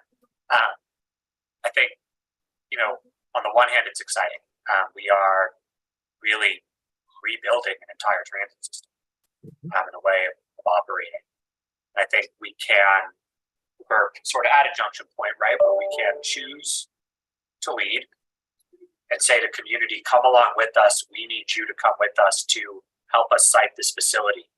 You can charge 2 school buses for this charter school here too, or whatever it might be. It's a whole new sort of full partnership wraparound. Or we can wait, and we can wait and ask for the community to call us in and come along. And so I think sort of, because we are sort of pressed for time here, and again, I so appreciate everyone's time. I think, Lynn and Julian, try to sort of run through this to try to figure out what policy we want to put up on Thursday, and if we want to put up a policy at all. Just a quick yes, no's, if that's okay with you guys. So I guess, do we want to bring a policy forward on Thursday? Just a policy related to lowering emissions. I don't feel like it has to happen on Thursday. If it does happen Thursday, I think we all agree with Deborah. It needs to be more data driven than it is right now. And so to me, the critical piece is let's get that transition plan going and let's move it forward as quickly as possible. And if we want to go with deadlines, we could pick something sooner, but I'd be okay picking the deadlines that are the state goals, because I feel like we are obligated to those, and that's the 2050, 100%, 2040 full renewables, and 2030. Their goal is 1,000 transit vehicles on the road. Certainly, some portion of that is ours. And we need to, kind of figure that out. I would say, just from my perspective, it's absolutely data driven. I read at least 25 different agency transition plans, as well as reviewing our data and our staff. Those are made available to everyone. So I guess, and Lynn, I'm going to really try to hold you to an answer here. Do we want to bring forward a policy on Thursday or not? Yes or no? Well, you suggested a policy. We said no, and then you said yes. So yes or no? Do you want to bring a policy forward to reduce emissions on Thursday? Yes or no? Well, I'm not saying we shouldn't. I don't know that it has to be Thursday. It could be at our next meeting. What do you think? No more meetings. It's Thursday and Tuesday. No, there are more meetings. It'd be, I guess, in January, but it'd be coming up. Julian, what are you thinking? So, Lynn, do you want to bring a policy forward? Yes or no? I would like to hear what Julian thinks. I've thrown out a policy that I think makes sense, and I really would like to get the staff involved in hitting the numbers. So, Julian, do you want to bring forward a policy to reduce emissions on Thursday? Yes or no? Yes. Lynn, do you want to bring forward a policy on Thursday to reduce emissions? Yes or no? I think if it's a policy that is, we're going to get there. Lynn, just a real simple. Do you think we should bring forward a policy on Thursday to reduce emissions? Yes. Or no? Here We're gonna where get the rest I of am. it. I will go along with it if I like the policy. Okay, so I'll mark you down as a no. I am a yes. Given there's three of us, we'll jump to the next one. Julian, do you think we should set a date for the policy that's being brought forward on Thursday? No. Lynn, What was the question? do you think, trying to make sure everyone's here, right? Do you think we should set a date for the policy that's being brought forward on Thursday? If I would embrace the state dates and ask the staff to move forward as quickly as possible on the plan and to aim for an earlier date than 2050, if possible. How's that? So yes. Yeah. Okay, I'm a yes as well. Okay. On that particular policy, is that what you're saying? So I'm really just trying to, so I'm pulling apart, Lynn, the different aspects of the policy because we have to collectively make a choice here. Right? So I know you want to sort of go on and we're on the record and other people are here, but we got to sort of tease out, right, to make a policy and sort of move quickly. So from where we are, I'm hearing, yes, we want to bring something forward on Thursday. Yes, we want to tie a date to it. I'm going to start with lower numbers and go up, starting with where we last left off, which was 38, which I'm assuming the answer is no. But 2038, yes or no? Julie, yeah, thumbs up or thumbs down works. Yes. Yes, 2038. Let's do it. Julie's a yes on 38. Lynn's a no on 38. I'm a no on 38. 39. You're a no on 38, you said? Yeah. This is not the way. I don't feel like this is the way to make policy. We have to make a decision and we have to act quickly. Okay, well, I put a proposal out there. Are y'all rejecting that? I would say 2045, more so than 2050. You look at agencies across the country. You look at, if the state is honest in investing, if we want to lead, it's 2045. If we want to be brought along, it's 2050. And I'm at a point where I think we should be leading.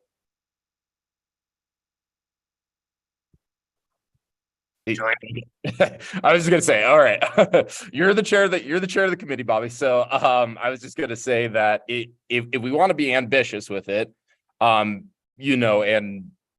again, I understand your frustration where it's, do we get stuck in a data loop? Then let's be as ambitious as possible. And I think, again, it's if we want to lead the way, if we want to be bold, if we want to do this strategy, then a 2040 or a 2045 is what I'd be leaning towards.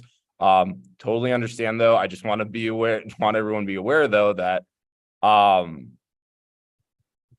we've gotten plenty of pushback and we will get pushback, just a heads up, on Thursday when it comes to setting the date. And that's why I voted no with setting the date. But to answer your question, I would be for a date of 2040 if that's what we ultimately want to go with. I would also be comfortable with the date of 2045. I'd be comfortable with the date of 2050. So.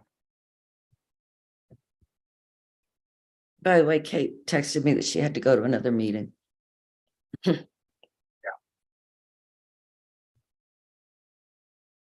So,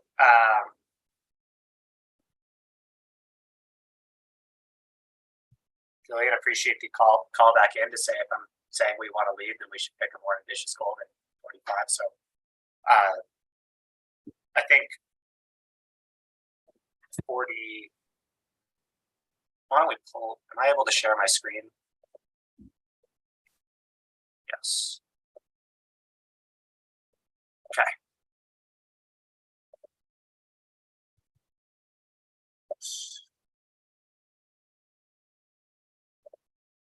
Okay, is my screen up? Yes, you're sharing your screen right now.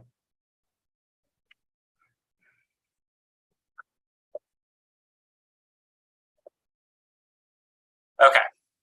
Everyone see the zero emission policy? Yes. What are thoughts on, instead of shall achieve, saying shall aim to, making it a goal as opposed to a binding commitment? Yes, I'd be more comfortable with that. Again, I like being ambitious. What I'm very nervous about is us putting our staff in a situation of things that are out of their control. Ultimately, that'd be my big thing. So instead of shall, putting in the language aim towards, or however you would like to articulate it, by set date, and if we are going to set the date, and if we are going to set that goal, then I feel like it should be more ambitious. But I also want to ultimately say the second paragraph has to be included. I'd be all for the language that's currently included, because we are all kind of overlooking and forgetting. If we really want to help lower emissions, it comes down to having a healthy public transit system. That is really how you're ultimately going to lower emissions. And again, you have to have language in there where we're not cutting service, where we continue to have the service itself, and that'd be my big thing. Again, is we don't want to, tie two hands behind our staff's back. Having the goal aiming towards net zero emissions, I would say by 2040, that would be my language. Happy to get suggestions though. Lynn, what do you think? I think if we set a date, I think aim to achieve. And I still think that the state's goals are sort of the kind of the outside of what we have to achieve. We could list those, aim to achieve at an earlier date. I've got to think about this. I want to be aggressive as well. I'm just not sure we're doing this the right way, but I would go with the aim to achieve. My preference would be 2045, and that in the process, we get the plan, we shoot for some portion of that 1,000 vehicles on the road by 2030. And, if the state says renewables all by 2040, we need to be part of that. Again, it's probably more the grid, and the outside date seems to be 2050. Yeah. But we could aim for something sooner if you want to phrase it that way. And two things, if I could say, also in the language itself, it says reassessing this policy after we see the asset transition plan. That's the other thing for anyone. This policy after receiving an asset transition plan right there. So, it is the goal, it is the goal, but there is parts in the language that allows us to reevaluate this at any point, So I think that for, anyone who might be a little bit nervous about, going forward with it, there's plenty of language with it. And then I think be ambitious. Is it 2040? Is it 2045? Let's just be ambitious. In my opinion, let's go before the state standard, but that's my opinion. Yeah, I'm with Julian. Aim to 2040. Is there anyone, are we able to, board office staff, make that change and reflect that in the packet? Or does it need to be brought as an amendment from the floor? This is Barbara McManus. I would think it would be brought forward as an amendment, because if you make changes to it, we have to republish by noon tomorrow. And it doesn't sound like that is easily achievable. It's not easily achievable to add the words aim to, remove two brackets, and add the number 40 by noon tomorrow. If that's all the changes that there are, if you're all in agreement that that's what the changes are. So it's not a consensus, right? There's never 100% consensus. So this is Tishri. I would just like to add in that it's not our practice to change the packets after they've been published for public transparency, because those who view it maybe yesterday might not view it again until the meeting. So that would not be transparent, and that is not a practice that we do. And the purpose was to bring forward an amendment during the executive committee meeting. Lynn, you're saying, I couldn't hear you. I think as long as we publish it 24 hours in advance, we're okay, aren't we? Gosh, I don't know what's happened to my voice. It's going as we speak. you know, I put out what I think is that we should set the state's goals as our outer perimeter. We should ask the staff to try to achieve an earlier goal. I'm not committing to voting yes on this. I want to see, it doesn't sound like you're putting all of that in there, and it sounds like you're going with 2040. I would like to see us move post haste. My biggest goal, though, is we start now and we get that plan going, and we look at, you know, what would it take to be a part of the 2030 and get it all underway. So My, I'm outvoted on the committee. yeah, my concern is, right, there's a real chance that none of us are on the board when this plan is finished. No, it needs to be before that. We were just told it's about 18 months, if not longer, to get the plan done. So 18 months might turn into 2 years, and then all of a sudden it's 2024. Some of us are up, some others of us aren't. Some people may choose to run, other people may not, and we have no idea what we're going to get tonight for the election. Yeah, Deborah.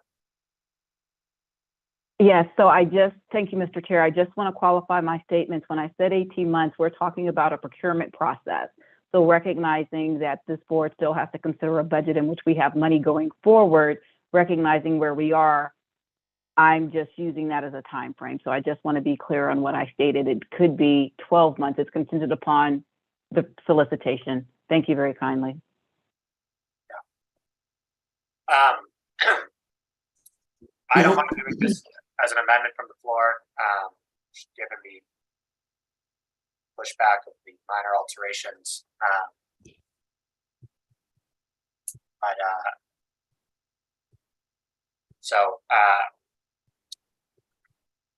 I think, Lynn, if I heard you correctly, you were saying binding 2050, aim to get it done earlier. Did I hear you correctly?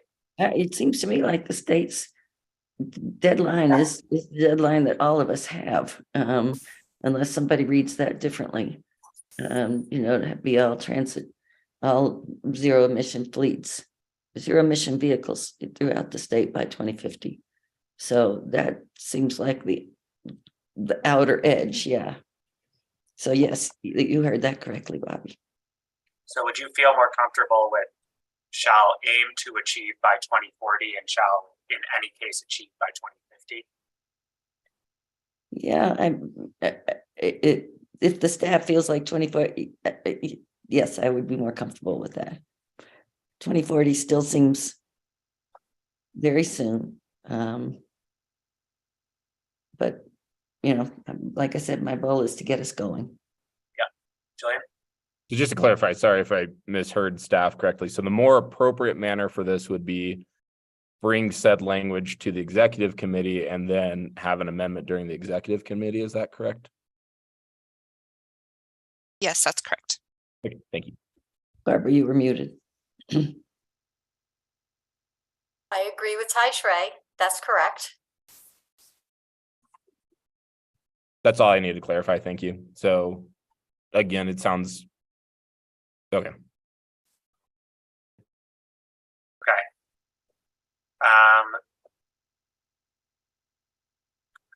Great. I will draft and circulate a proposed amendment, which is just going to be I'll put in italics. Julian, are you able to be at executive committee on Thursday?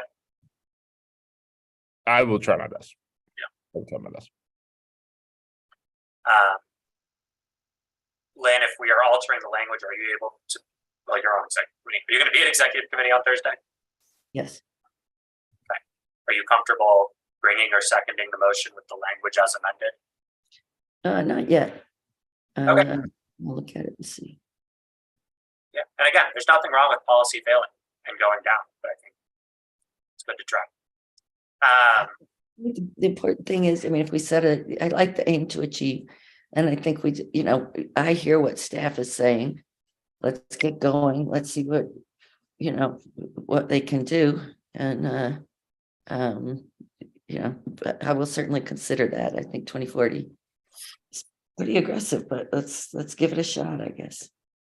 Yeah, and I hear it too, and I think that's why we have the caveats built in. And I think it's, again, do we want to lead or do we want to be led?